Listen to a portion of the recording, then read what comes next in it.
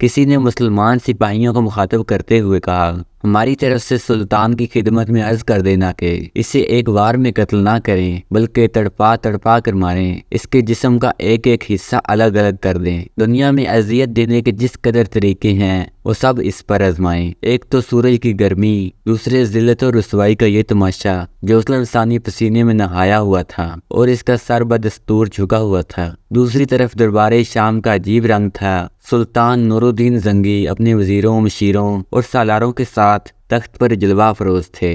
سلطان کے برابر قاضی شہر ابن عثون کی کرسی تھی۔ تمام درباریوں کی مضطرب نگاہیں دروازے پر مرکوز تھیں۔ سب کو ایک شخص کا انتظار تھا اور وہ جوسلن ثانی کے سوا کوئی دوسرا نہیں تھا۔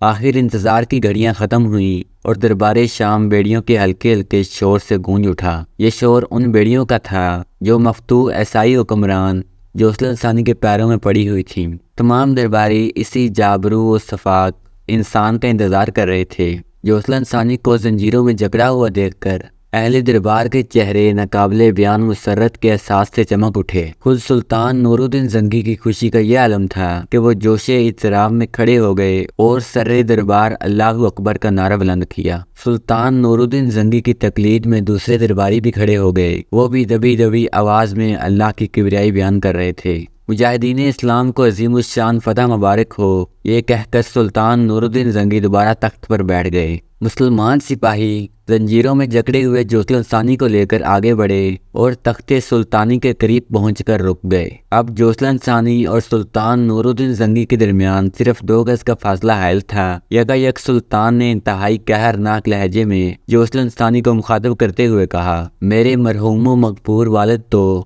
تیرے سوال کا جواب نہیں دے سکتے، مگر ان کا فرزند نور الدین محمود تیری ہر بات کا جواب دے سکتا ہے۔ یہ جوسلن ثانی کی اس ذلت امیز حرکت کی طرف اشارہ تھا جب عیسائی حکمران نے ایڈیسا کے مجبور و معصوم شہریوں کو قتل کرتے ہوئے سلطان عماد الدین زنگی مرحوم کو تحقیر امیز لہجے میں آواز دے کر کہا تھا کہ وہ قبر سے نکل کر اپنی قوم کا حشر دیکھے۔ جوسلن ثانی کے پاس سلطان نور الدین زنگی کے اس سوال کا کوئی جواب نہیں تھا۔ وہ سر جھکائے خاموش کھڑا رہا۔ سلطان نور الدین زنگی کی پرجلال آواز دوبارہ گونجی، اب تو مجھ سے کس سلوک کی توقع رکھتا ہے؟ جوسلن ثانی نے بڑی عیاری کے ساتھ اپنا سر اٹھایا اور انتہائی عاجزانہ لہجے میں بولا، یہ مسلمانوں کی روایت رہی ہے کہ وہ اپنے دشمن کو بھی معاف کر دیتے ہیں۔ مجھے یقین ہے کہ سلطان علی مقام بھی اپنے ہم مذہبوں کی روایت کو برقرار رکھیں گے۔ جوسلن ثانی کا طرز گفتگو دیکھ کر تمام اہل دربار حیرت زدہ رہ گئے۔ وہ فریب کار شخص بڑی عیاری کے ساتھ سلطان نور الدین زنگی کے ارد گرد ریاکارانہ الفاظ کا جال پھیلا رہا تھا۔ اور عیسائیوں کی روایت کے بارے میں تیرا کیا خیال ہے؟ سلطان نور الدین زنگی نے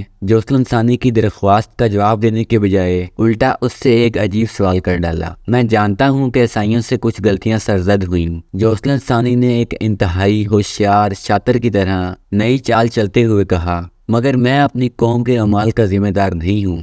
سلطان نور الدین زنگی بڑے صبر و تحمل کے انسان تھے، مگر جوسلن ثانی کی بات سن کر شعلے کی طرح بھڑک اٹھے، تیرا اپنا عمال نامہ ان لوگوں سے کم سیاہ نہیں ہے۔ سلطان علی مقام، میں اپنے اس سیاہ عمال نامے کا ذکر کرنے والا تھا کہ آپ نے درمیان سے میری بات کاٹ دی۔ جوسلن ثانی کے فتنہ گر ذہن نے ایک اور کروٹ لی، میں خداوند خدا کو درمیان میں لا کر اپنے تمام سابقہ گناہوں سے تائب ہوتا ہوں اور یقین دلاتا ہوں کہ آئندہ ایک گوشہ نشین راہب کی طرح زندگی بسر کروں گا اور کسی صلیبی جنگ میں حصہ نہیں لوں گا، مجھے معاف کر دیا جائے۔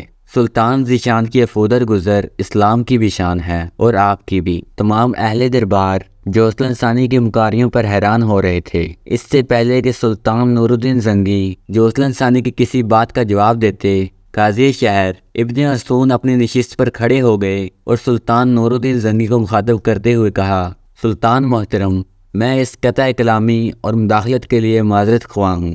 قاضی ابن عثون کا لہجہ بہت نرم و شیریں تھا۔ سلطان نور الدین زنگی نے حیرت سے قاضی شہر کی طرف دیکھا، پھر مؤدب لہجے میں کہنے لگے، فرمائیے قاضی صاحب، آپ کیا کہنا چاہتے ہیں؟ سلطان نور الدین زنگی ابن عثون کے علم و فضل کی وجہ سے ان کا بے حد احترام کرتے تھے۔